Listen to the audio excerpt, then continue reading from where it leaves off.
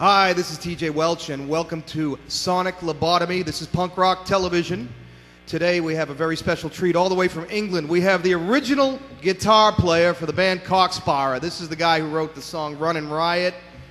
He wrote Chip on My Shoulder. Mr. Gary Lammin. It's just a great pleasure to have you here, Gary. And today he is backed by New Jersey's finest punk band, the F-Bombers, and this is going to be one hell of a show. So hold on to your seats. Here's Gary. Thanks, TJ. This is called Part of My Problem.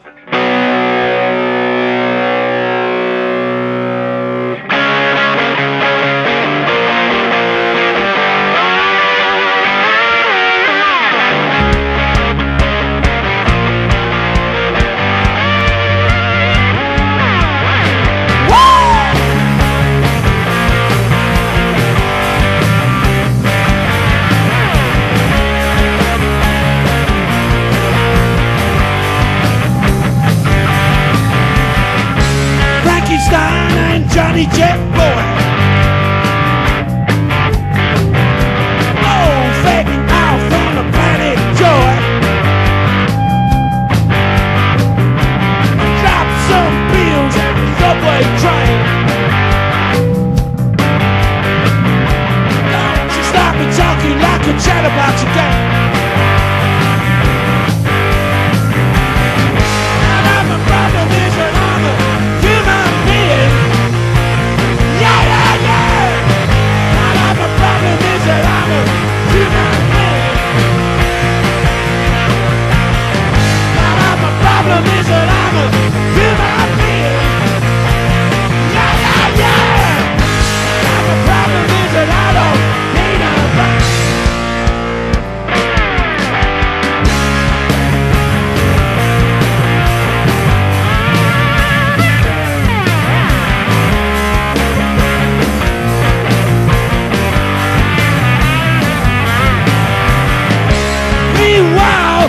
In the States, and a bad dude checks it, investigates every bit of trash in my private world. I'm still looking for my mystery girl. But my problem is that I'm a human being. The problem is that I'm a human being. The problem is that I'm a human being. The problem is that I don't mean a thing.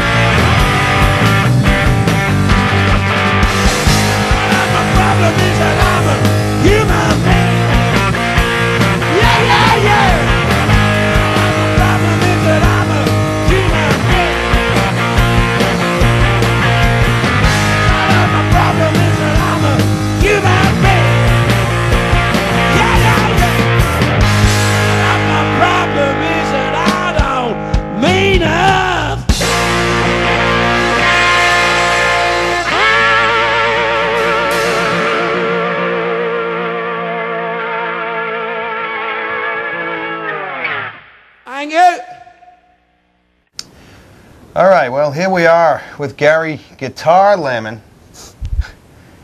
one of the original members of probably my favorite British punk band. It's just an honor to have you here from across the puddle, coming all the way here to my little cable TV show. Thanks. Well, thanks very much for inviting us in, TJ. You know, I appreciate that. So how's your tour going? How long have you spent over here? Yeah, it's great. I've been here since the 12th of November, and the first gig I'd done was a bar down in New Jersey, down in Trenton, New Jersey, the Championship Bar. And I'd like to say thanks to Terry Loader for booking me into that gig. And that's where I met real good little punk band by the name of the F-Bombers. And you know, I played that gig solo, which is usually what I do. I do this kind of crazy, freaked out, manic slide guitar thing. But I see this band, the F-Bombers, and I thought, yeah, they're a tidy band. And I thought to myself, well, I can carry on doing this solo. It works. Or I can have some company on the road, and you know, I like them as people as well. So they've hung out and done all the gigs with me for the old of the shows. What I came over for initially was to work with a guy called Pierre de Beauport. Pierre has been helping me produce some music that's probably more song based. You know, what I do, you know, the stuff that I play live, that's kind of like performance rock and roll. And at the end of the tour, and at the beginning of the tour, I sort of touched base with Pierre de Beauport. And he's done some work with another little-known band, right? Yeah, I think they're some kind of R&B band from Dartford in Kent. They've got this singer called Mick, and there's a guitarist called Keith.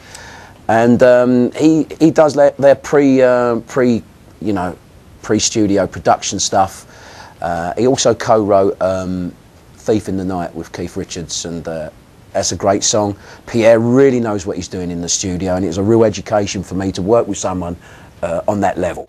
So after Cock Sparrer, about 1980 or so, you moved to France, or? Just before I moved to France, I formed this band called the Little Roosters, and what I was trying to do with the Little Roosters was a more of an R&B, rhythm and blues sound. When I use the word R&B, I mean R&B in the traditional style, you know. Yeah. One of the songs that you played tonight that I thought was pretty damn good was a song called Football. Oh yeah. What's your favorite team over there? My favourite team is Millwall. That's because my father is a Millwall supporter. My grandfather was a Millwall supporter. You're not a hooligan? I consider that to be something that you can get away with when you're sort of 17 and 18, maybe 21, and you're trying to find out something about yourself. Not at my age, I don't consider myself to be a hooligan there. If I am, I'm a Zen Buddhist hooligan.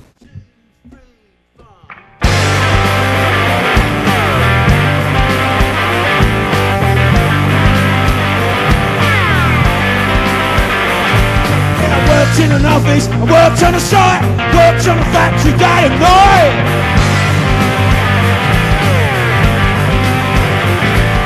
I worked on a market in a Bermondsey blue, worked down the docks with the old man too.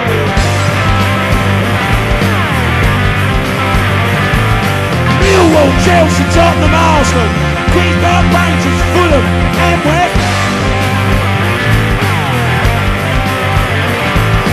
The only thing I really love, the only thing I really understand, football.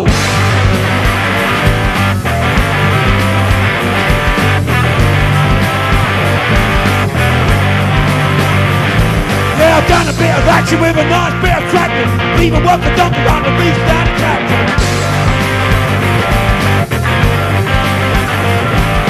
Signs on the door, played rock and roll. I've had to shovel shit, I've had to lift cars.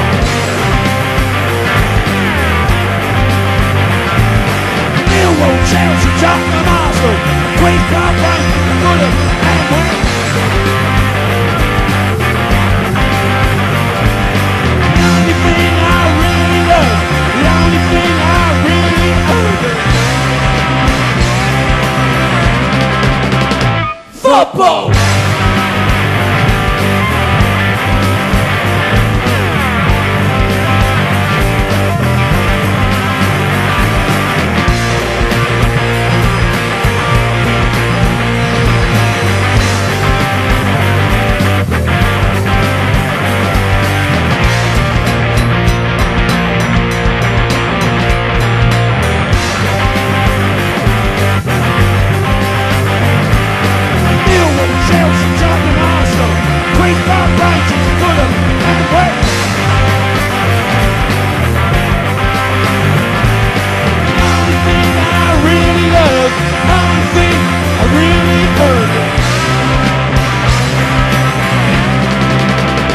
Football!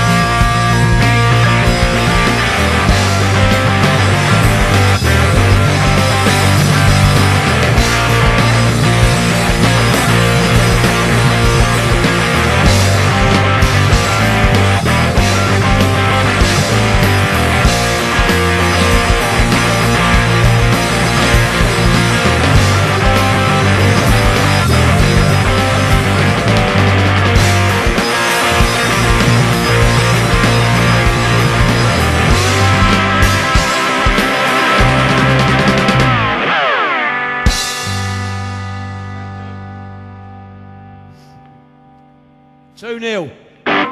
Yeah, I wrote Running Riot, I wrote Chip on My Shoulder. Sunday Stripper? No, I didn't write, I wrote the music to Sunday Stripper, but Steve Burgess, the bass player, is responsible for the lyrics of that. Yeah. That one. But Chip on My Shoulder, Running Riot, Again and Again, We Think You Don't, Trouble on the Terraces, Teenage Art. They were all written when I was about... Teenage Heart, I hear some Slade in that one. Yeah, yeah, that's what I was listening to at the time. You know, I was my bands was Slade, T-Rex, Stones, New York Dolls, as I say. Anything that sounded like or looked like it was a band. Also liked another band called the Heavy Metal Kids. I love the Heavy Metal Kids because, again, they just look like, a gang of people that had something going on and made you feel like, crikey, that's what I'd like to do. I'd like to be in a gang. But instead of being a street fighting gang, we can be a musician-based gang, you know? Chip on My Shoulder. Yeah. Just about someone with a bad attitude. Yeah, well, that's what my dad always used to say to me. You got a chip on your shoulder. I used to hear that every day. And looking back on it, he was right. I did have a chip on my shoulder. But I had sort of, as I say, I was only about 16 at the time when I wrote that song. But, I just thought to myself, well, chip on my shoulder. Got a chip on your shoulder. It's a good hook line. Oh, I've got a chip on my shoulder. Apparently so. Everybody keeps telling me I've got a chip on my shoulder.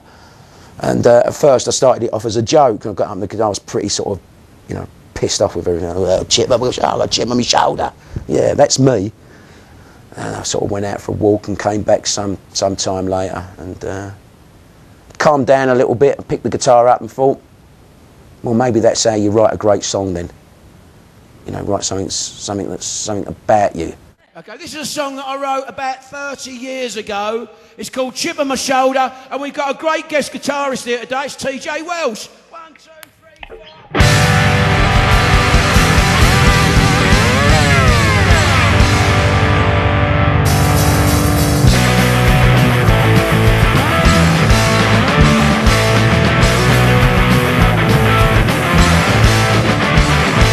Country's burn out, look at the smoke. Well, even the day I wanna get in the old. Down to the stomach, on the toe, go on around up. Everywhere I hit the shot, you gotta see it's alright. On your shoulder. I wanna jump, I wanna drop the sun. That I know.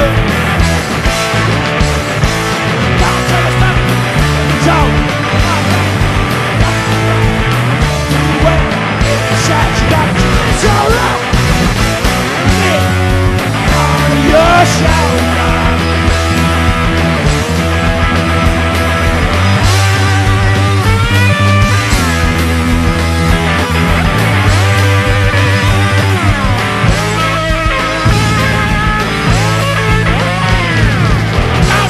Your aggravation gives one more than an education. Down to the stomach, on the guitar, walk around, everywhere. Shout you know till it's all right. Everywhere, till it's all right. Everywhere, I hear them shout you know till it's all right. What do you do to make ends meet? Does music pay the bills? I teach guitar during the day, which is enjoyable to a certain degree, and it's beneficial as well because what you do when you teach somebody from scratch who's just learning to play guitar, you have to make yourself go back over the stuff that you first learned. And that was a pretty good interpretation, speaking of the Stones, of Brown Sugar that you did acoustically. Oh, sure, yeah. I'd started to really get into Robert Johnson, and I thought to myself, wouldn't it be really cool if this guy was still around? And of course he's not, hundreds of thousands of years ago the man lived, and I thought, well, why can't you just take this and turn this more into sort of like 3-minute pop songs? Because that's what people like the Stones and T-Rex were doing. And so I started, messing around with that riff, which was, as I say, it was a Robert Johnson influenced riff. I think what it was, there was 4 riffs that I was listening to by Robert Johnson, and I couldn't play either of them, any of them properly, but I could play like little tiny parts of each one of these riffs. And I thought to myself, well, I don't know, I just cobble the things together, 4 different little bits of riffs that I've got, and make it into my own riff, and you know, don't tell anybody about it, and make out I wrote it completely. But then it worked out nice. Yeah, and it worked out nice. And then I thought to myself, well, seeing as I've stole those lyrics, stole those guitar parts, there's still some lyrics. And I was, you know, I had the idea of getting a sort of a song that was classically known as a rock and roll song that everybody would know. You know, I messed around with a few things, and Brown Sugar came on the radio one day, and I sort of thought, ah, right, okay, Brown Sugar with those Robert Johnson riffs, make works. I had a dream in which Robert Johnson came to me in my dream, and he told me to write this song, and so I did. He also told me to tell the Rolling Stones about it, so this is what you got to hear, Keith.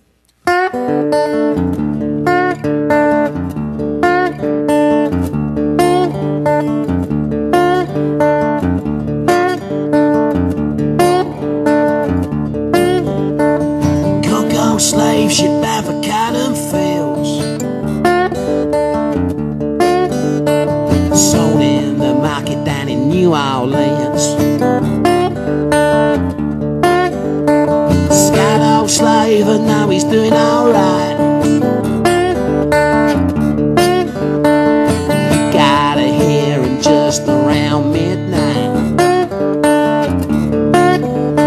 Come on, brown sugar, you taste so good. Come on, brown sugar, just like a black girl should.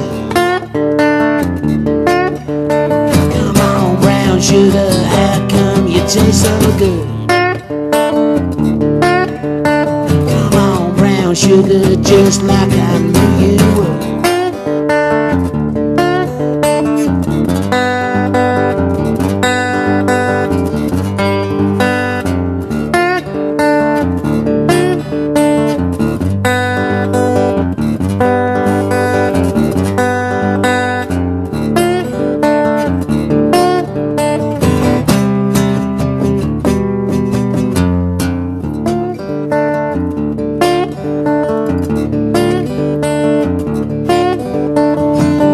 Beating cold, English blood runs hot,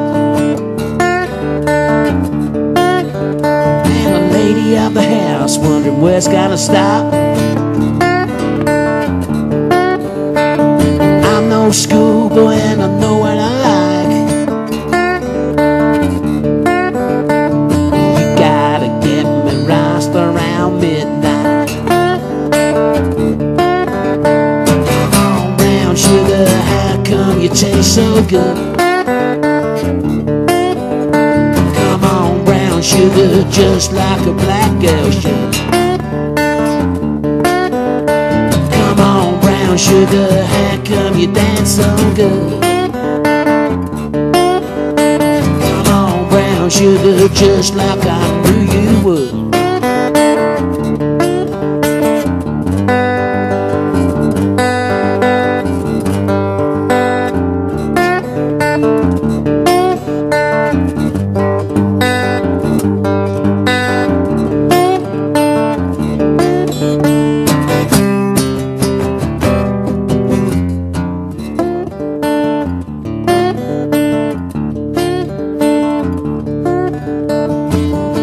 Your mama was a 10-shot queen, and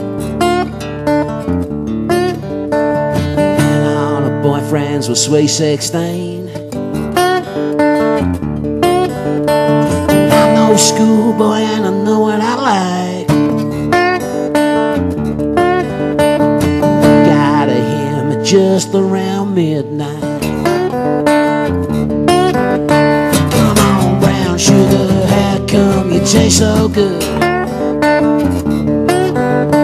Come on, brown sugar, just like a black girl should. Come on, brown sugar, how come you taste so good? Come on, brown sugar just like a black girl should. Come on, brown sugar, how come you taste so good? Come on, brown sugar, just like I knew you would. Come on, brown sugar, how come you dance so good? Come on, brown sugar, just like I knew you would.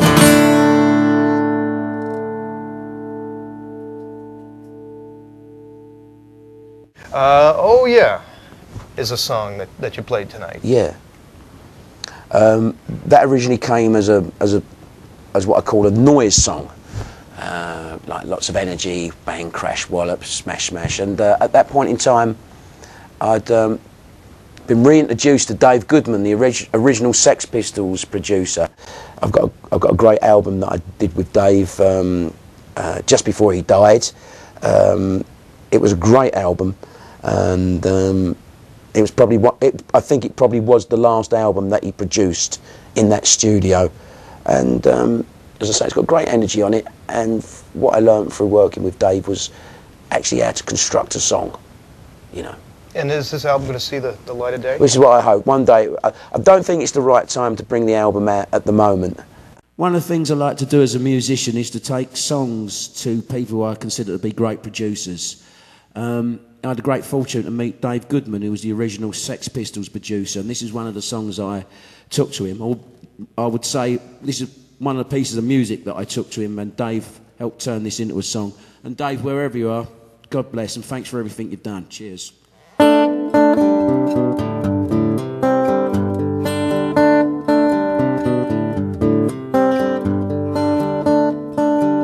I've been thinking to myself, reminiscing about something else.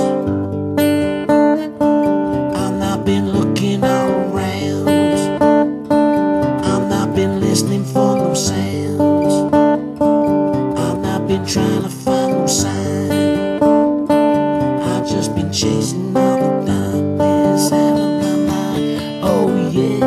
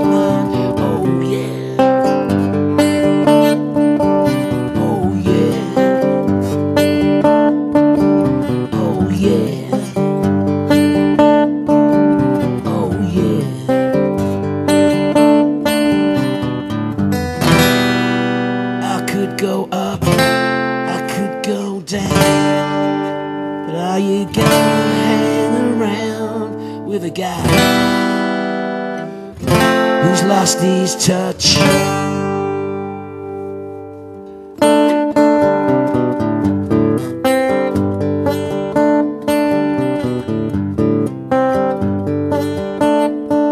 Well, I've been thinking to myself, yeah, reminiscing about something else. I've not been looking around, I've not been listening for no sound, I've not been trying to find no sign, I've just been chasing all the darkness out of my mind. Oh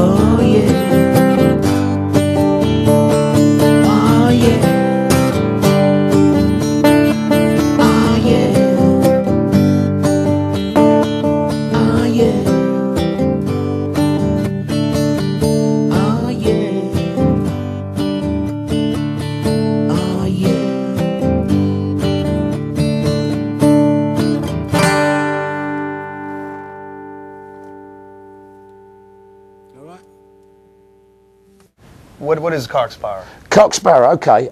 Cock Sparrer is a Cockney, and Cockney is a native of the East End of London. And a Cock Sparrer is somebody who is definitive of being a Cockney. So Sparrow is actually Sparrow, S-P-A-R-R-O-W.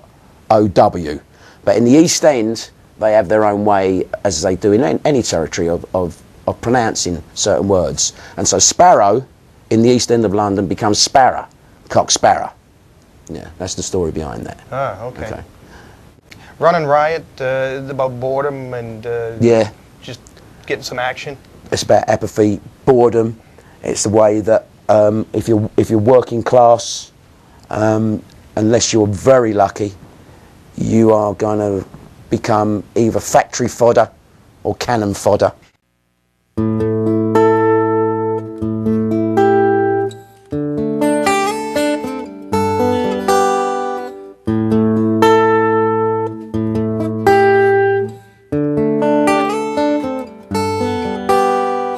Things you say, things you do sure worry me. Oh, when I'm out on the street, I'm making money for you and your society.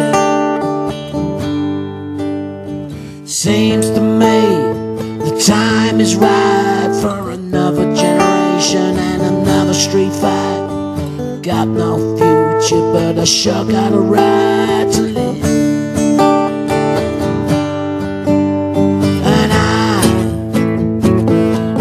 Stand the peace and the quiet,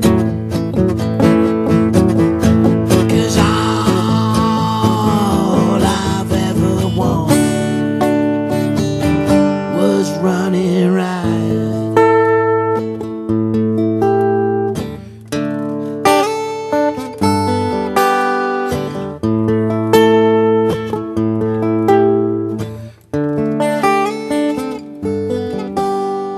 Don't you try to understand the way I feel. Flash limousines and mortgages ain't no big deal. I got no friends who want to be living like this. Now I'm 43 and I'm getting old.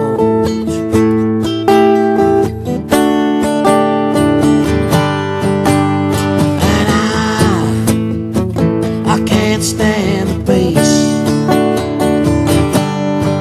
and the quiet,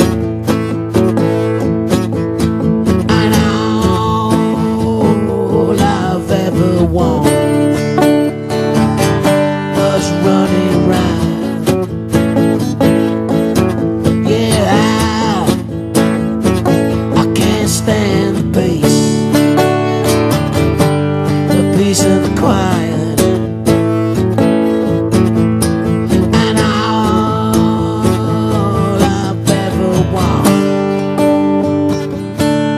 Running round.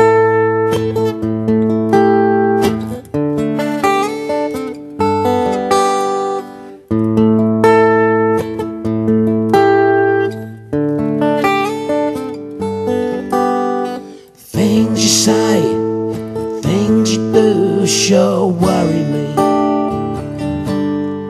Oh, when I'm out on the street, I'm making money for you and your society.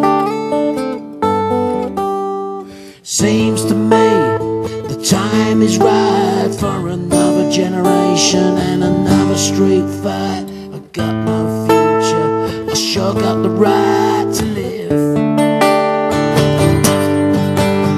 'Cause I can't stand the peace and the quiet.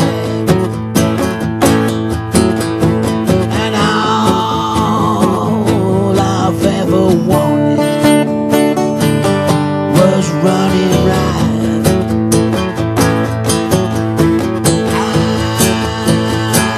I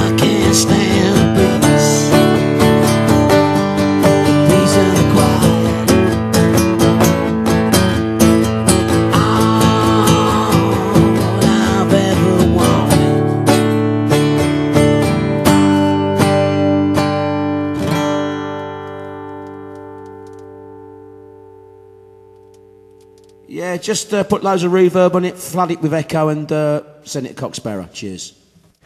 The Truth Walks Alone. That was a great acoustic performance, really emotional. Okay, thanks. What was going on in your head when you wrote that?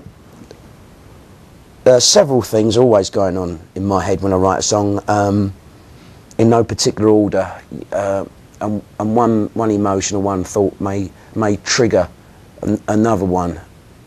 What I try to do is then remember what the original thought or feeling was, and The Truth Walks Alone was something I was feeling at a point in time. I just split up with a girl at the beginning of this year, and I was pretty beat up about it emotionally. And then I heard something else that had happened to someone else, and they were saying, they were actually articulating what I was feeling. That sometimes, you know, if you really do want to find out what it's all about, you have to go for a long period of time on your own. The Truth Walks Alone.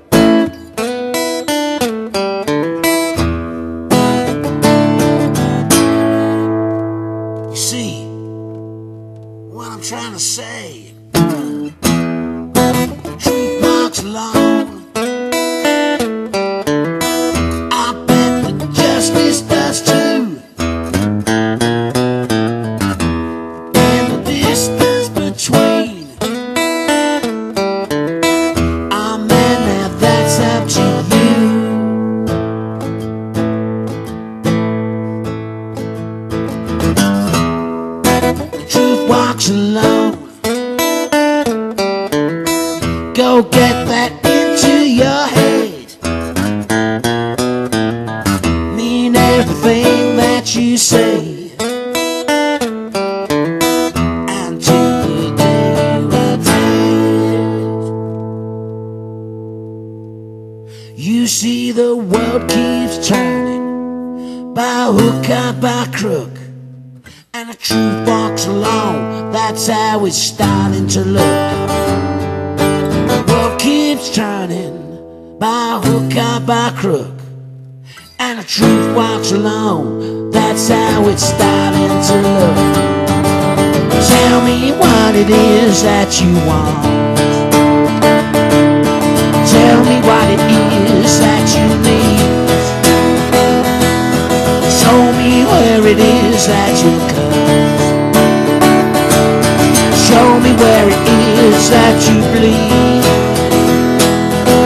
Tell me what it is that you think. Tell me what it is you believe.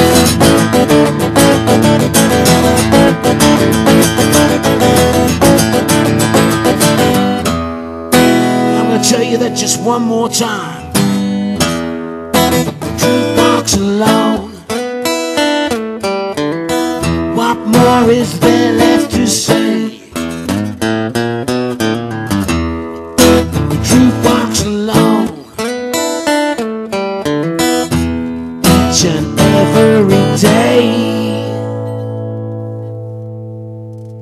You see the world keeps turning, by hook or by crook, and the truth walks alone. That's how it's starting to look. The world keeps turning, by hook or by crook, and the truth walks alone. That's how it's starting to look. Tell me what it is that you want. Tell me what it is that you need. Tell me where it is that you're cut. Show me where it is that you bleed. Tell me what it is that you think.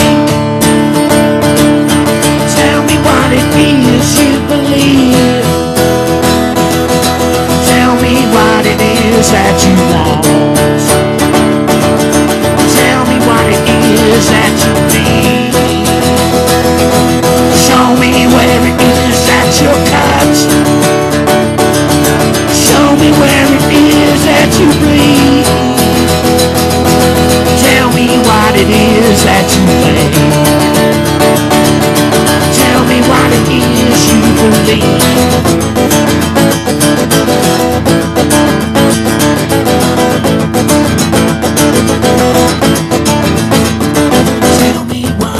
is that you want. Tell me what it is that you need. Show me where it is that you cut. Show me where it is that you bleed. Tell me what it is that you think. Tell me what it is you believe. Tell me where it is that you cut. Show me where it is that you cut.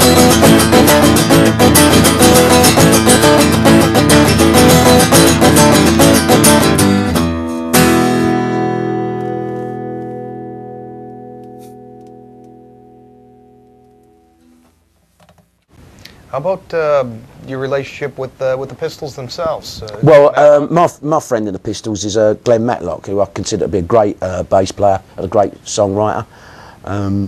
You know, I've kept in contact with Glenn for all these years, and you know, I often see him and bump into him, or we'll hang out and go and see a gig together.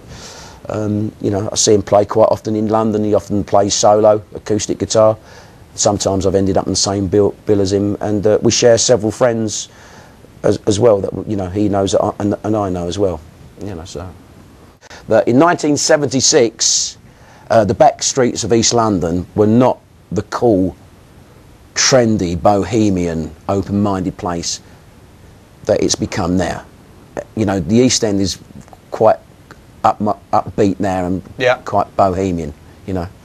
It was very working class back then. Probably. It was very working class in 1976, and certain areas could be dangerous if you looked at people in the wrong way, you know. And as I say, it was very working class. And this particular night that Malcolm McLaren had chose to come down to see us was on a Friday. And we was in the bar. I can't remember exactly what time it was. All I remember, it was a Friday, and the bar was packed out. It was rammed out with that usual Friday night, end of week, hard week's work, with loads of people, you know, throwing darts, playing pool, drinking. Very macho atmosphere. The conversation was about cars, football, fighting. And me and Cock Sparrer were standing at the bar and we're drinking, you know, just sort of come down for a little bit of a rest from the rehearsal upstairs, and the whole place all of a sudden went silent, just like that, just silent.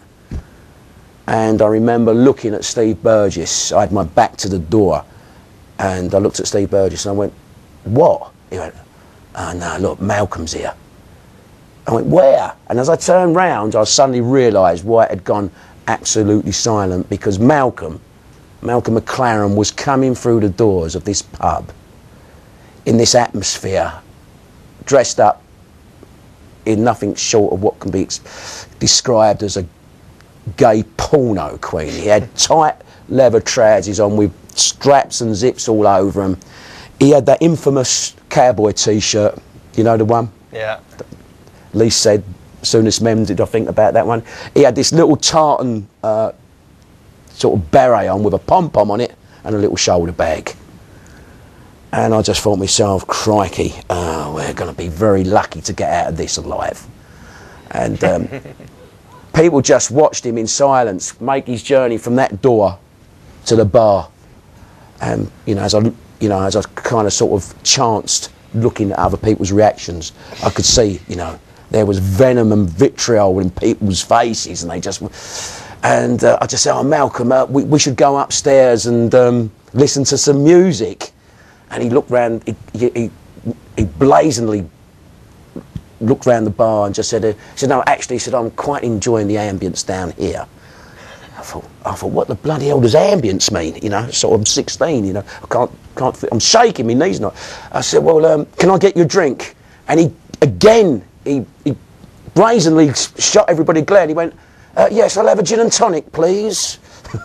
So I just thought, you know, and oh boy, he was fearless. Malcolm was fearless, and at the end of the day, I mean, if you're going to take that kind of performance to the people, and you know, challenge their sensibilities, you've got to be fearless, and he certainly was. And You know, I learned a lot about myself from meeting Malcolm McLaren. Maybe I learned about some of my hang-ups and, you know, some of my prejudices. And I think that's what the Sex Pistols and Malcolm McLaren did, and what we can be thankful for is that they did challenge petty morality to that extent. And who's the greatest slide guitarist in your opinion, Ry Cooder or? Yeah, I like Ry Cooder. Yeah, you got to say Ry Cooder's a great slide player. Dust My Broom, you like the... Elmore James, yeah, I like that. I mean, some of that early stuff that Brian Jones done for the Stones, I thought was quite good. You like the Mick Taylor Stones? Oh, yeah, and interesting enough that Mick Taylor, I believe he used to play just ordinary tuning, just standard Spanish tuning. Yeah. You know, E, A, D, G, B, E. That's all I know. But you know, the guys like Ry Cooder, they do the special open tuning situation. So you can play chords with the slide. So you can play chords and... but more important than that, you get a drone going on. So if you just sort of like, you just whack a couple of notes on the guitar, once the other notes resonate, it keeps feeding back. And you get this kind of swirling kind of drone going on, and that sounds really nice.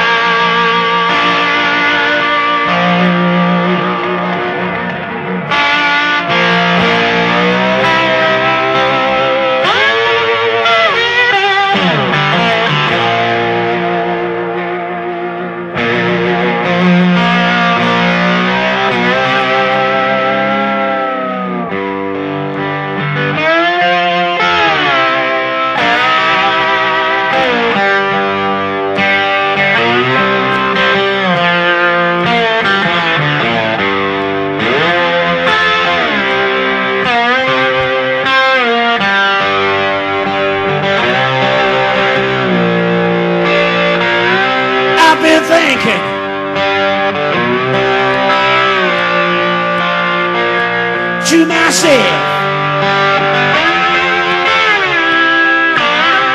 yeah, reminiscing. That's something else. I've not been looking all around, and I've been listening for no sound. I've been trying to find no sign. I've been chasing all the darkness out of my mind. Chasing all the darkness out of my mind.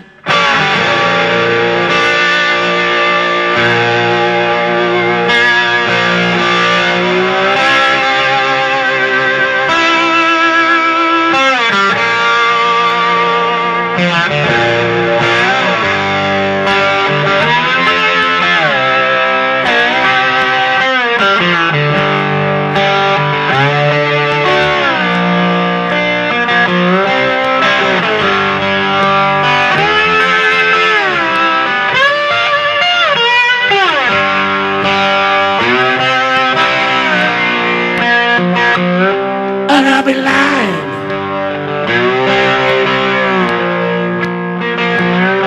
because there ain't no use in lying. And I'll be crying, oh, can anybody tell me the use in lying?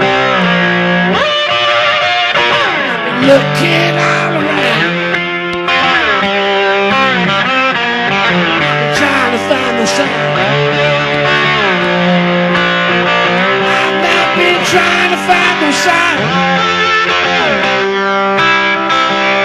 I'm just been chasing all the darkness out of my mind. Chasing all the darkness out of my mind.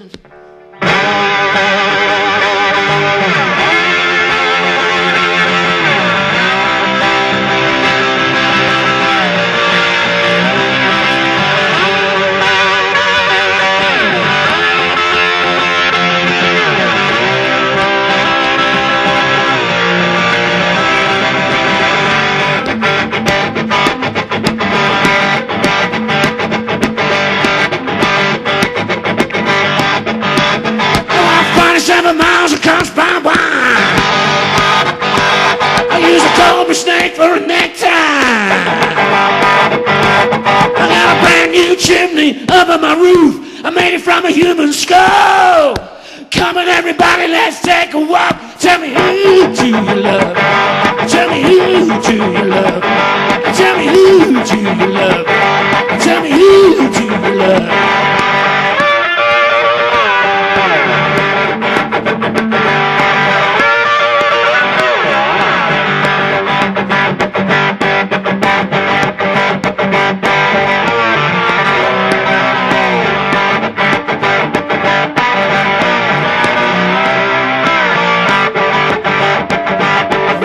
Seven miles across barbed wire. I got a cobra snake for a necktie. I got a brand new chimney up on my roof. You know I made it from a human skull. Come on everybody, let's take a walk. Tell me who do you love? Tell me who do you love? Tell me who do you love? Tell me who do you love?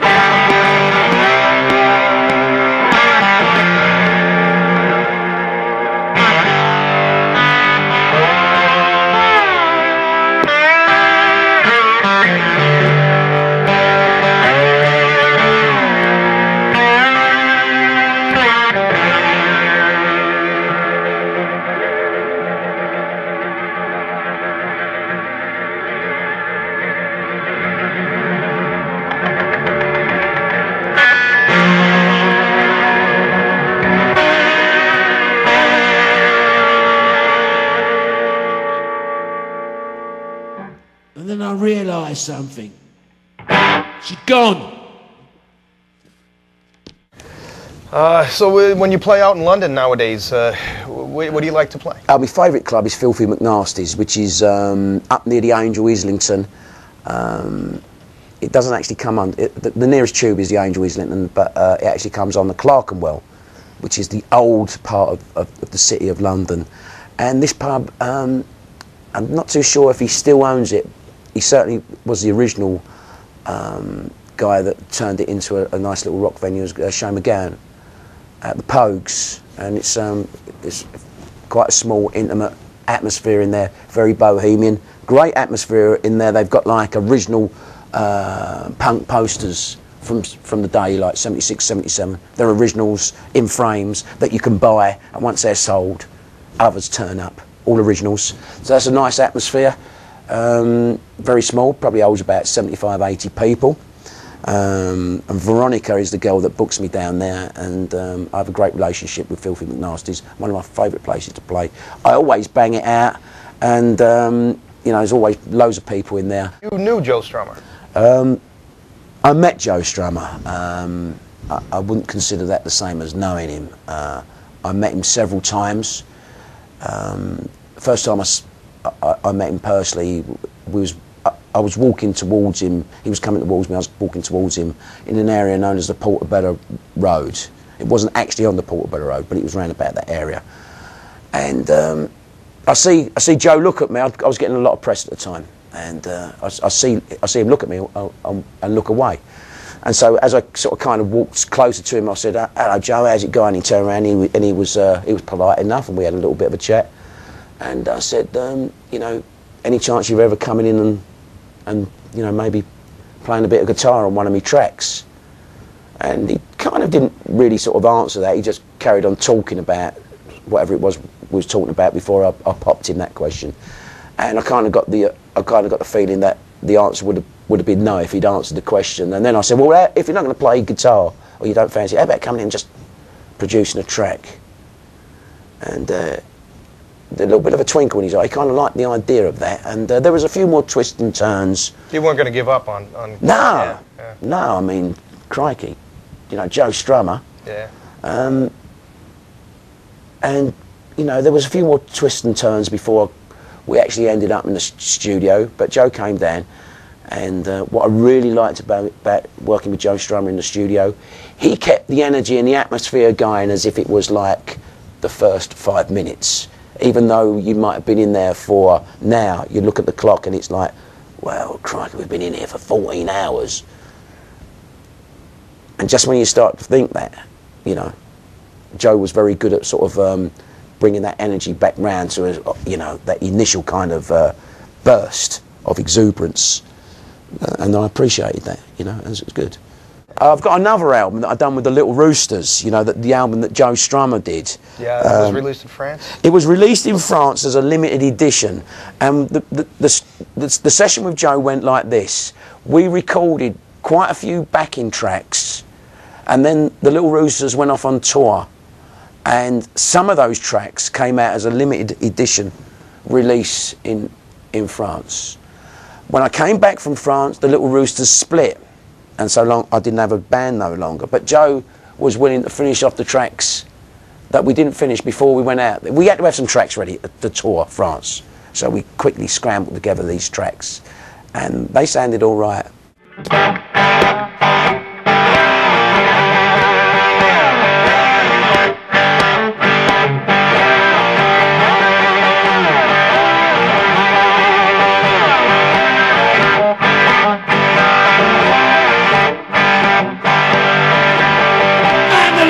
Rooster, too lazy to go to bed.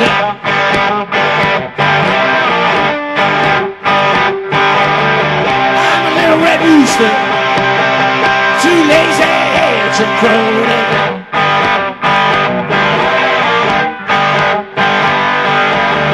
Keep everything in the family, honey. I'm sad in every way.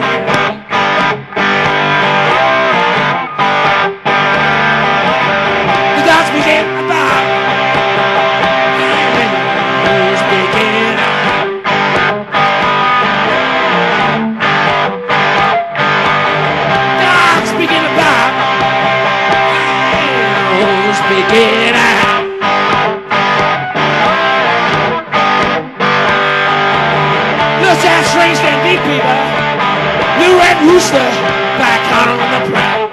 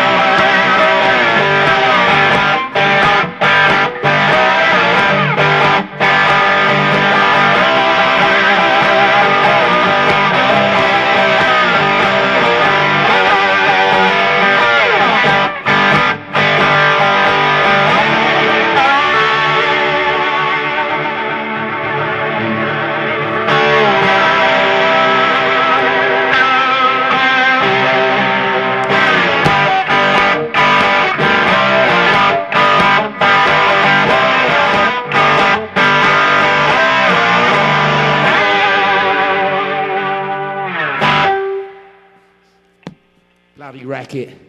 What's in the future for Gary Lammin? Well, I certainly want to come back and play on the East Coast of America again.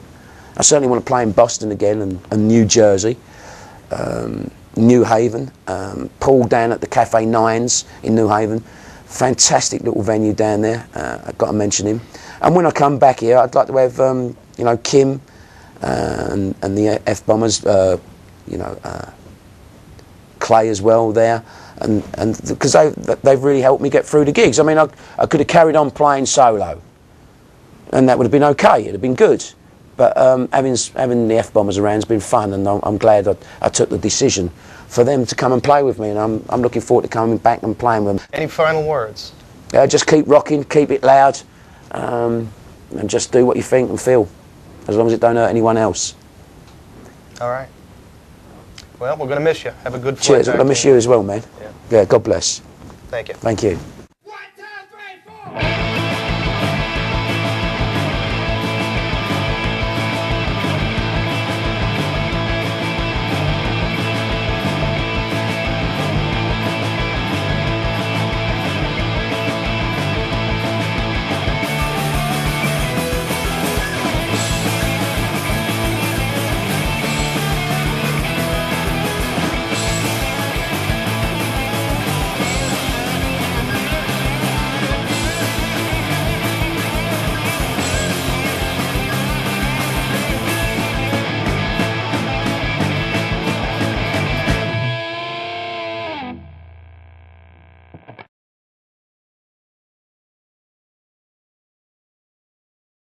It's wicked fun.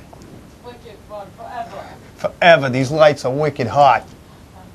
Wicked hot. After this, we're going to the bar.